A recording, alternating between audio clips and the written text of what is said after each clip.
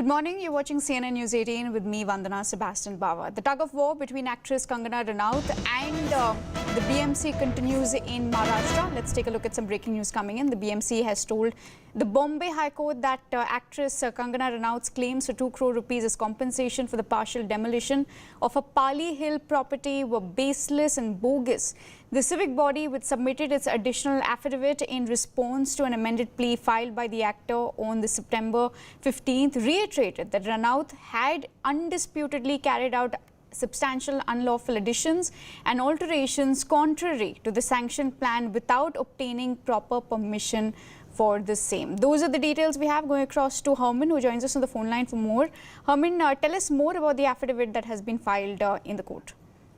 Well, yes, the BMC had been given time to file this reply before the Bombay High Court, and in its reply as to about the demolitions that were carried out at Kangana Ranaut's house, for which she had claimed 2 crore compensation, the BMC says that there were unlawful additions that she had done at her building in Pali. At the same time, they go on to state that while these additions were being done, there was no permission that she had sought, which is why it is what they had decided to demolish the building, the portions of the building in the first place.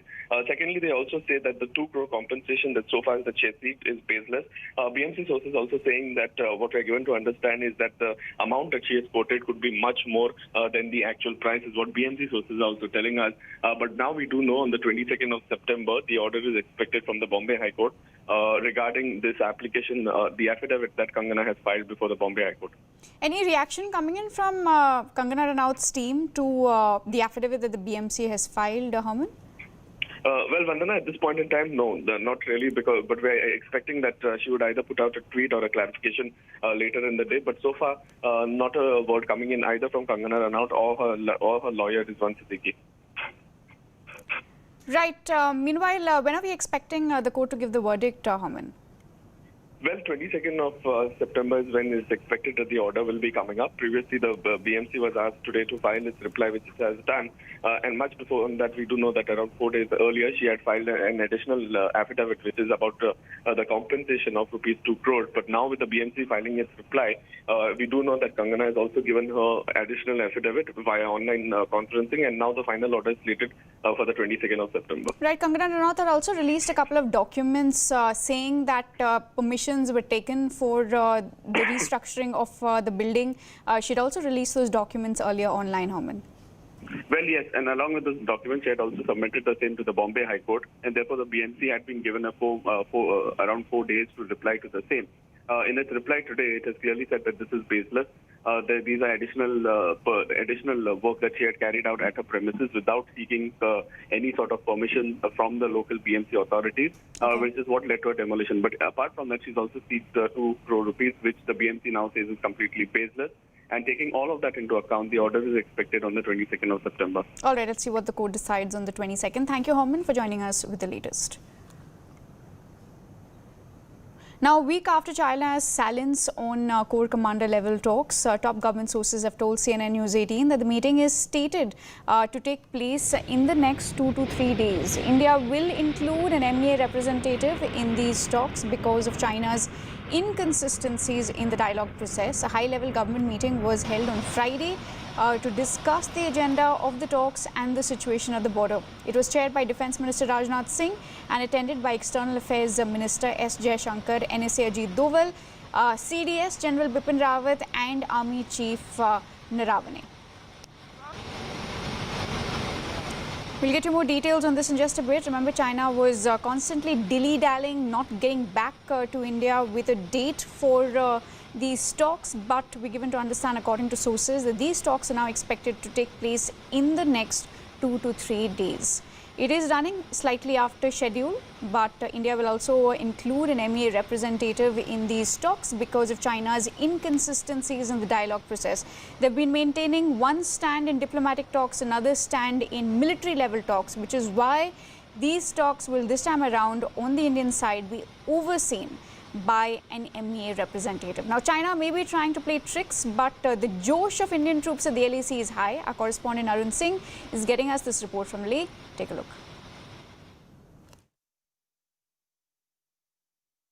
चीन की सीमा पर इस वक्त तनाव है और हमारे सैनिक जिन परिस्थितियों में वहां पर चीन को जवाब दे रहे हैं, कई ऐसे पीछे लोग होते हैं जो बैकबोन होते हैं उनके।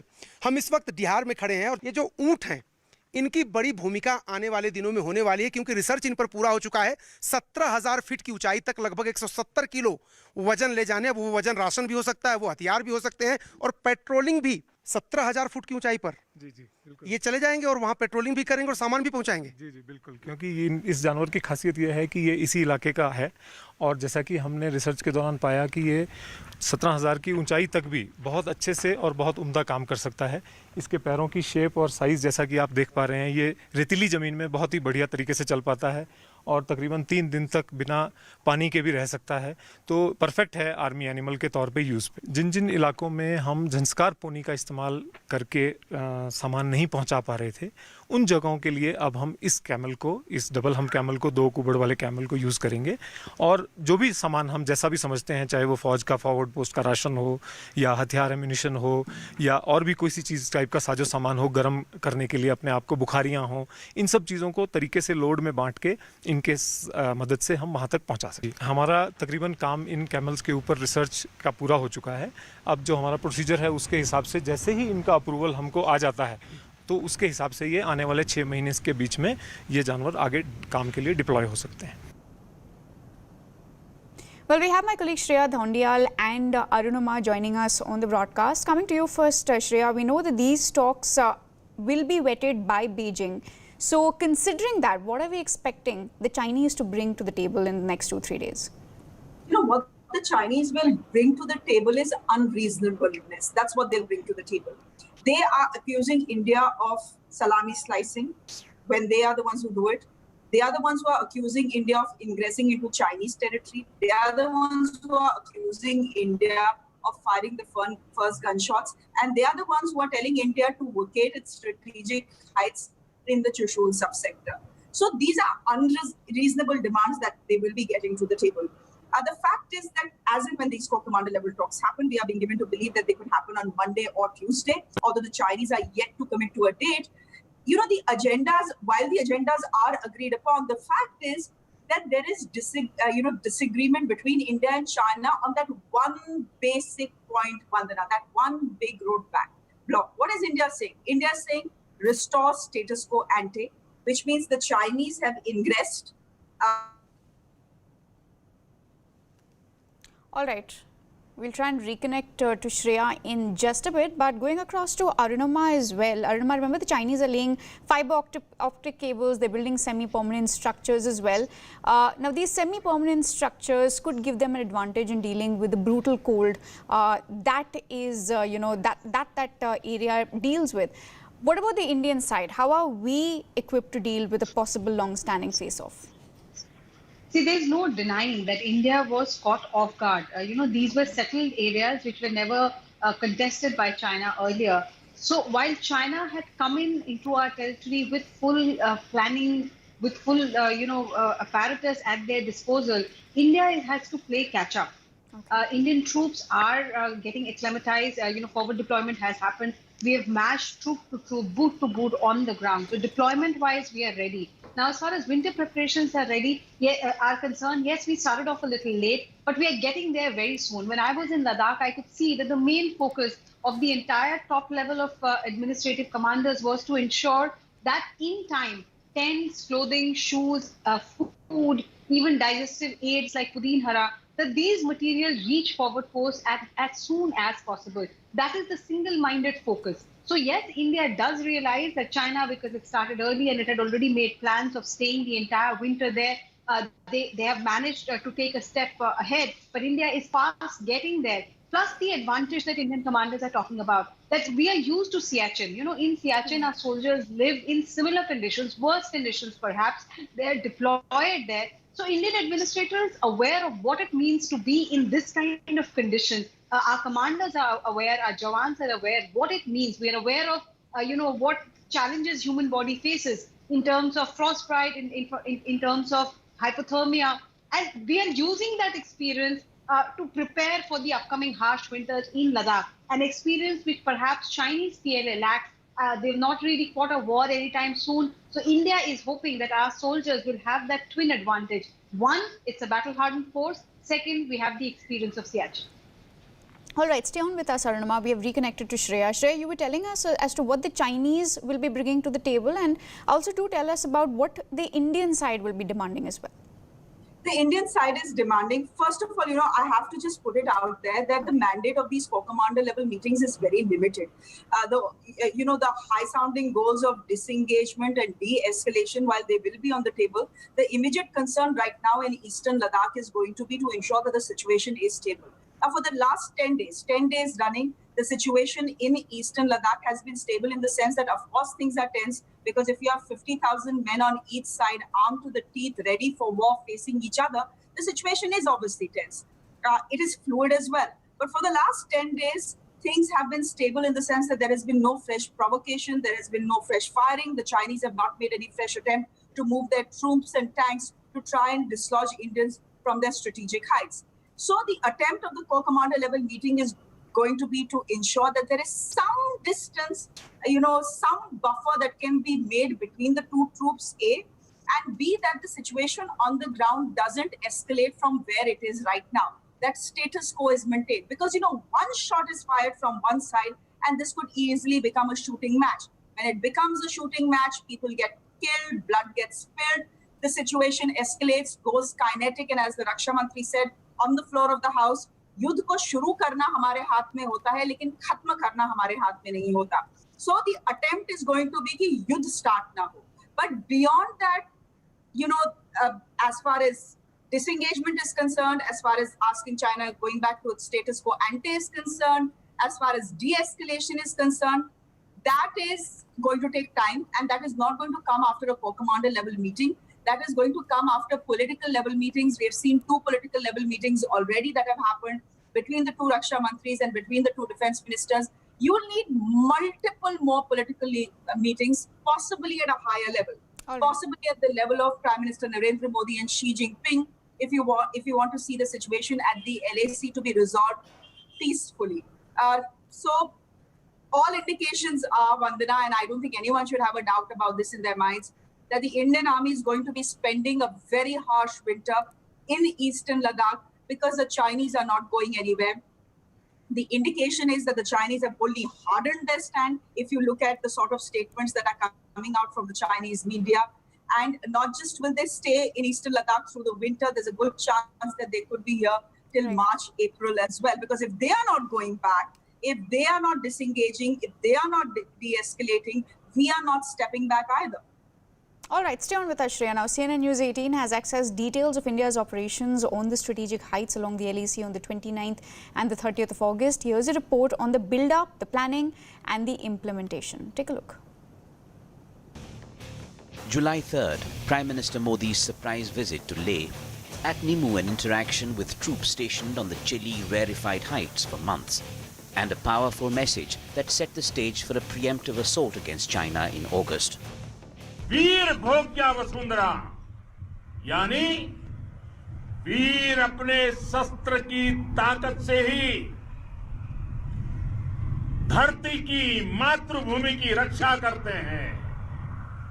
ये धरती वीर भोग्या है, वीरों के लिए है. Perhaps the first concrete planning meeting for the operation happened on the 24th of August in Delhi between Raksha Mantri Rajnath Singh and Chief of Defence Staff Bipin Rawat. The Special Frontier Force, with a strong presence of Tibetan Jawans, was chosen for the operation for its conditioning to icy heights and rarefied climate. The targets: Helmet Top, Gurung Hill, Magar Hill, Rezang La and Rikin La. 120 minutes, that was the total time allotted for the operation. Artillery guns and missiles were deployed near the peaks. Air power was put on alert. Shoulder-held 9K-38 Igla land-to-air missiles were deployed, with orders that any Chinese aircraft in sight be shot down. Intensive recce operations confirmed that Chinese T-15 tanks deployed at Spangur Lake near Moldo had no inkling of planned Indian ops. On the 29th, Indian troops climbed up the target slopes and waited for nightfall, as Prime Minister Modi and the top security brass monitored every move from Delhi. At nightfall, they struck. The entire operation was completed in 120 minutes as planned. 2,000 Indian troops took all 5 peaks.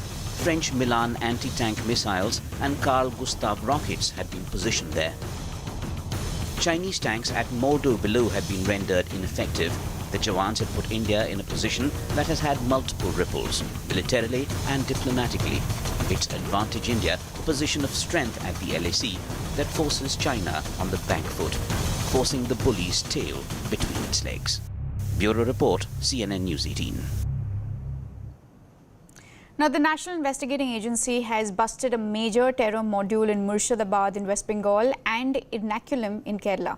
9 Al-Qaeda operatives were arrested by the probe agency, which also seized from them digital devices and incriminating documents. According to the NIA, the suspects were radicalized by the terror outfit online. They were nabbed for planning an attack on important installations and sites. Now, the module was actively indulging in fundraising, and a few members of the gang were also planning to travel to New Delhi to procure arms and ammunition. These arrests have preempted possible terror attacks in various parts of the country.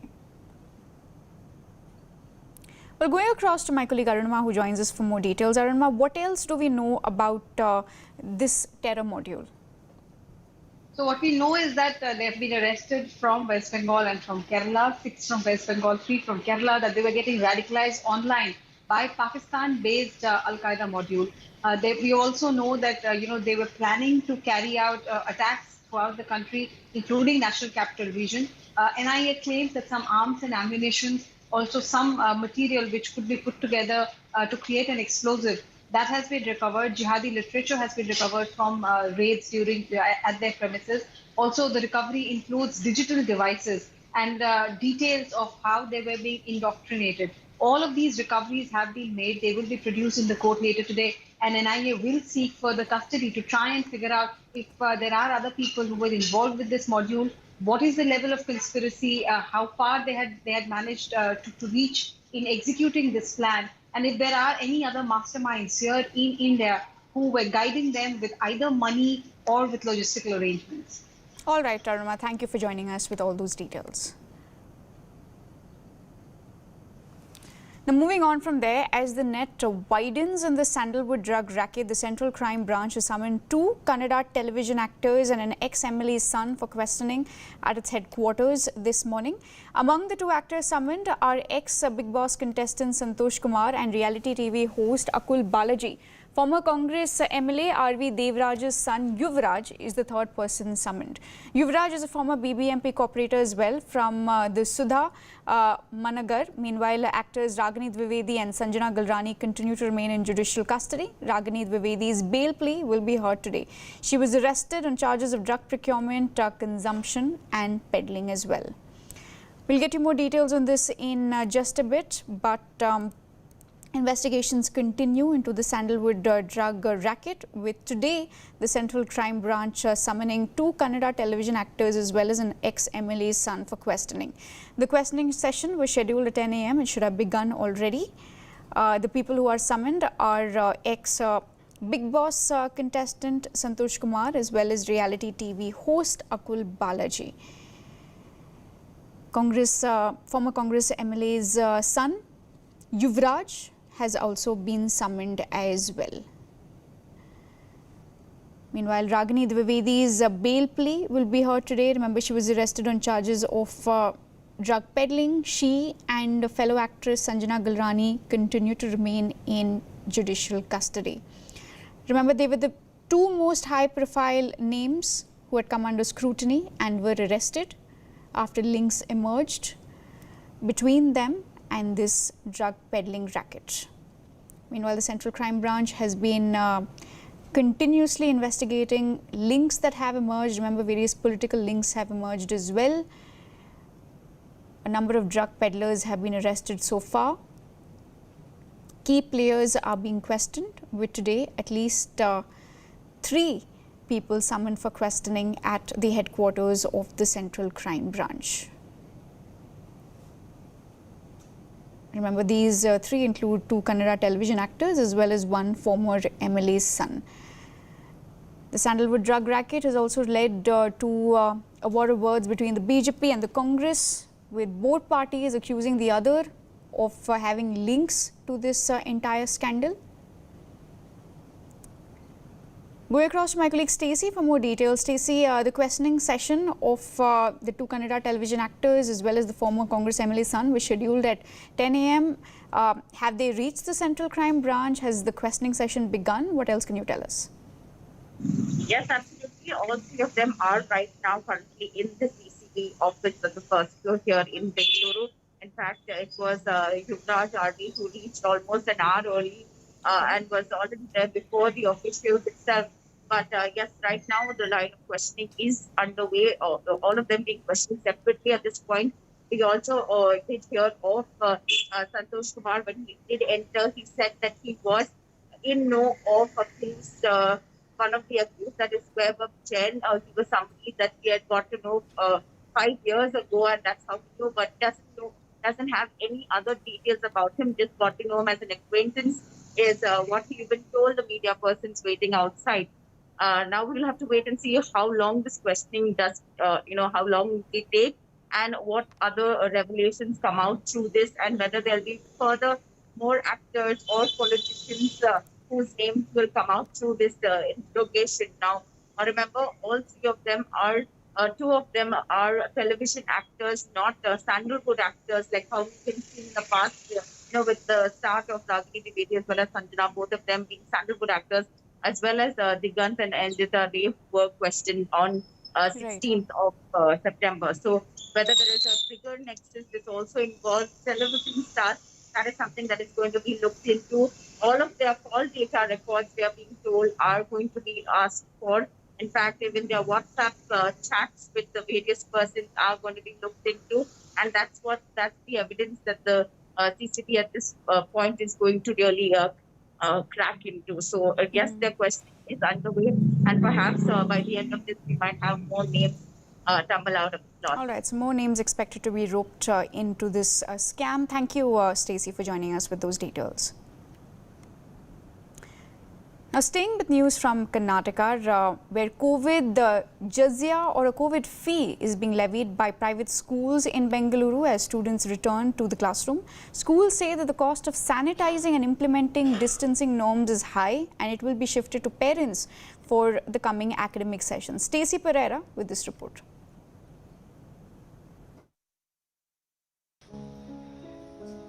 Sanitize, disinfect, thermal scan. This will be the standard operating procedure for schools as class 9 to 12 students are set to return. It comes at a cost, and one that private schools in Bengaluru want to pass on to students in the form of a COVID fee. Every educational institution should definitely have minimum equipments like thermometer, sanitizers, sanitizing equipments, and now and then you have to definitely have a sanitization measures. So all this definitely cause financial constraint. Parent has to understand this, and if definitely school needs, then they have to support for this. Schools say the fee is justified, keeping the best interest of students in mind. Everyday sanitation, each class, corridors, you have the campus, everything there is a whatever the consumables. So if you calculate that basically sanitizer as a cost, it at least not less than 150 rupees per child per month, definitely it will happen. This is in a budget school, the parents are mediocre parents where the affordability of fees is very less, and they go on installment basis. Maybe we can also consider in that way and just make sure that it can go as a phase wise and they can add on slowly. The state government is refusing to subsidize costs and has promised action against schools that levy what it terms a COVID tax or jizya. I have come to know about this since yesterday. We are going to take necessary action to prevent this COVID jizya on the students and the parents by these private schools. It is going to be a fine balancing act for school managements to prioritize the safety of students without any compromise, even if it pinches their pockets. But should parents be bearing the brunt of these costs, especially given at these times they could have lower incomes? But while the bigger schools could afford with the enough cash reserves that they have, budgeted schools say that they will have no other choice but to increase the fees if they have to continue with the frequent sanitization protocols that have to be followed. For parents, many of whom have had to face salary cuts during the lockdown or even lost their jobs, it's another burden which will be difficult to bear. With camera person Riaz, Stacey Pereira in Bengaluru for CNN News 18.